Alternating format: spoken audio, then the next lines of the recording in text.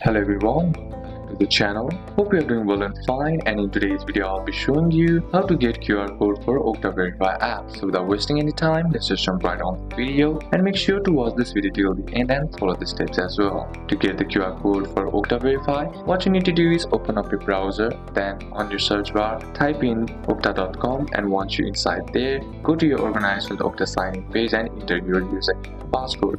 Then once logged in, navigate to your account settings or security settings and look for multi-factor authentication or extra verification options. Then find the option to set up Okta Verify as a new factor or device. Then simply click on setup or add Okta Verify. Then the system will display a QR code on the screen. The QR code is what you scan using the Okta Verify app. Now simply head over and open up your Okta Verify app on your mobile phone. And all you gotta do is simply tap on add account button by simply tapping on the plus icon. And then all you gotta do is to scan a QR code. Point your phone's camera at the QR code on your computer screen, and then once done, your account will be connected. So these are a couple of steps that you can apply, and that's it for today's video, guys. Hope this video was useful to you. Leave a like if it did, comment down any questions that you have, and see you soon on the next one.